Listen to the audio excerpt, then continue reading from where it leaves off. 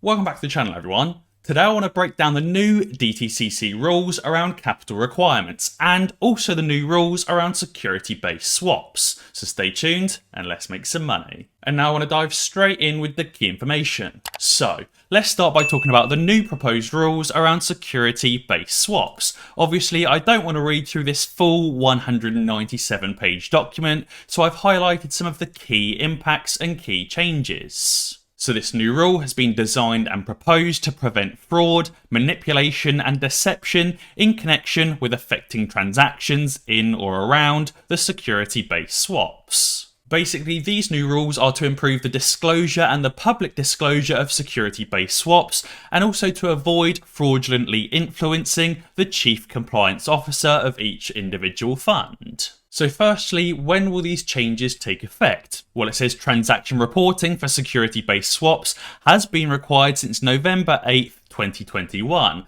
but public dissemination and this improved reporting is going to begin on February the 14th, 2022. So therefore, even though these institutions are already supposedly reporting more information on their security-based swaps and have been since November, we're not likely to see any changes or real impacts until February of 2022. Right now, if an institution is very largely overexposed with their security-based swaps, at the moment the only people that know about it are that institution and the DTCC, and therefore likely to receive a free pass. But when this information is disseminated publicly to other funds and other institutions, and also us, the general public, if there is a fund or an institution out there that is way over leveraged on the security-based swaps, they will basically be forced to reduce their exposure. Because obviously all of the other institutions and us, the general public, will be very unhappy if they are so massively overexposed. And therefore it wouldn't surprise me if there's many other entities like Citadel that are holding massive short positions through offshore entities and through these security-based swaps that obviously aren't disclosing their positions, that are going to be forced to disclose them in February of 2022, or forced to cover them before the release so they don't look too bad.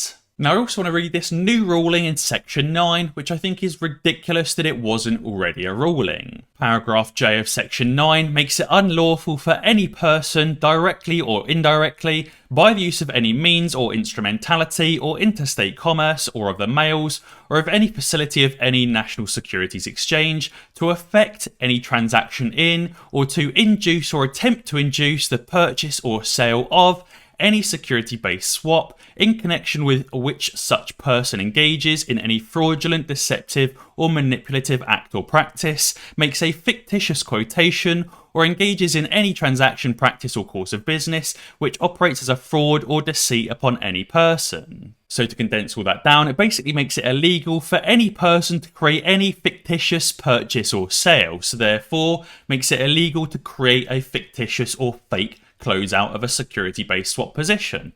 It's surprising that that wasn't already illegal to create fake closeouts. So I do think it's good that these hidden swap positions or these hidden short positions are going to soon be revealed to the public. But now let's also talk about those capital requirements and those new proposed rules. If you didn't already know, right now you can currently get up to $250 in free Bitcoin if you sign up to BlockFi using the link in the description below.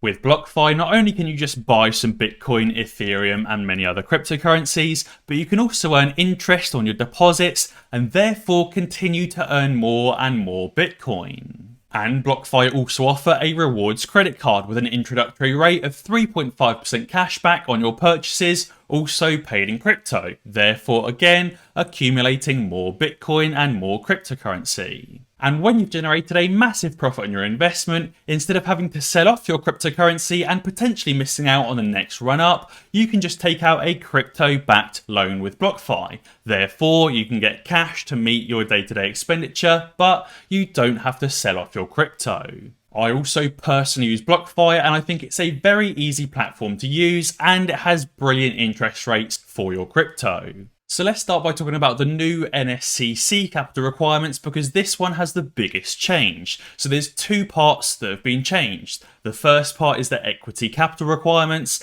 and the second part is the VAR requirements or the value at risk requirements. So under the previous requirements, the broker-dealer would have to have $500,000 in excess capital if they do not clear for other firms, or $1 million if they do clear for other firms. In terms of equity capital, they'd also have $50 million in equity capital at all times. Under the new rules, this is now changed to being tiered. If they don't clear for others, they have to have up to $5 million in excess net capital, so a 10 times increase. And if they do clear for others, they now have to have up to $10 million in excess net capital, so also a 10 times increase there as well. And instead of having $50 million in equity capital at all times, they now have to have $500 million in CET1 or Set 1 capital at all times. So that's a massive 10 times increase to those capital requirements, and obviously the NSCC has already received some pushback from institutions. The first comes from Samuel at Lex Securities.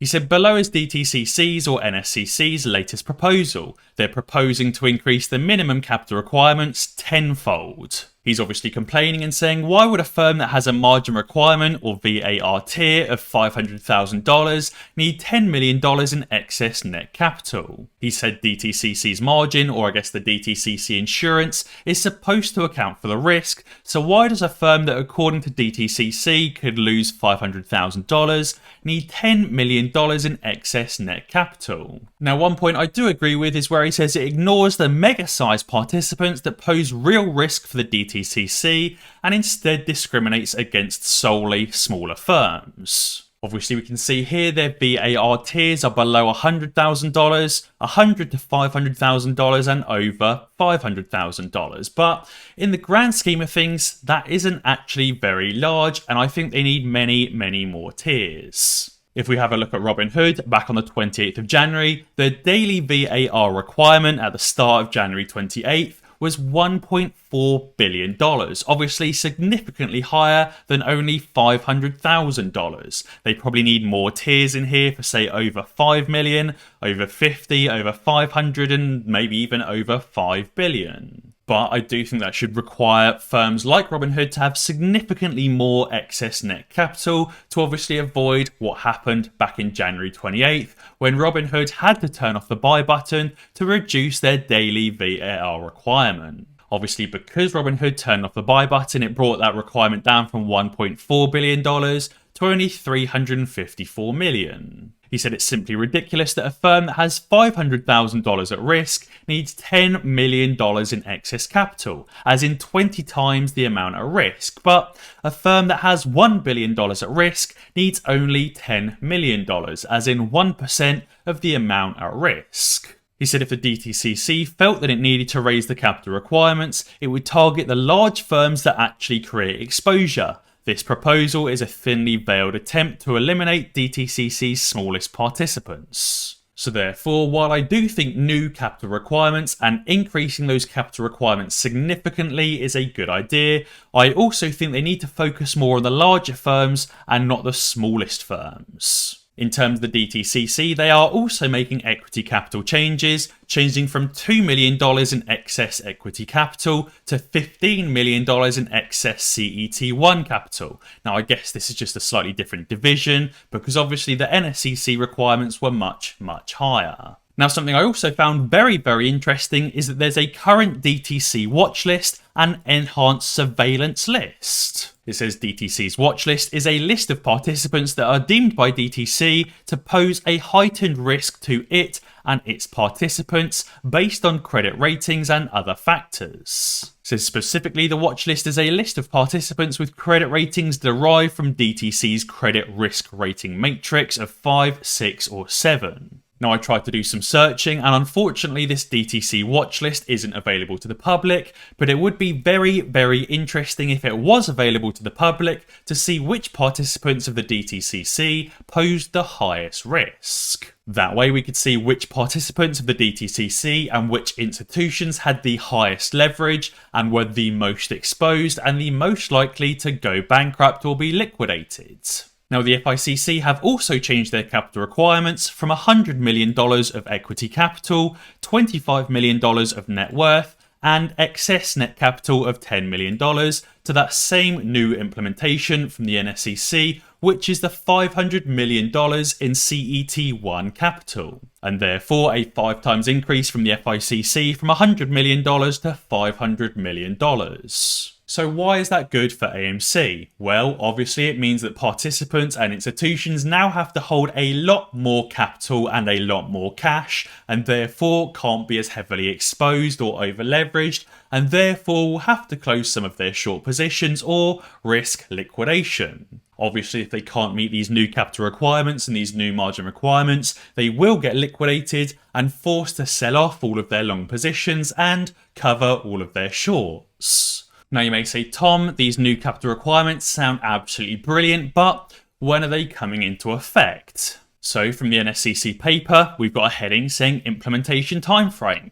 Pending Commission approval, the NSCC would implement the proposed changes to enhance its capital requirements for members 1 year after the Commission's approval of this proposed rule change. So it sounds like a very long time frame, but actually it may be happening right now. So why do I say it might be happening right now? If I scroll down to the member outreach section, it says beginning in June 2019, NSCC conducted outreach to various members in order to provide them with the advance notice of the proposed enhancements to NSCC's capital requirements. Then at the very top of the page it says the proposed rule change was approved by the Risk Committee of the Board of Directors of NSCC at a meeting duly called and held on December 15th, 2020. And obviously 1 year from this date would bring us to December 15th, 2021, and therefore these changes could have been implemented last week sometime. And obviously if any members are failing to meet these new capital requirements, they will likely be liquidated next week. Obviously those liquidations do take some time, could take a few days, could even take a week or two, but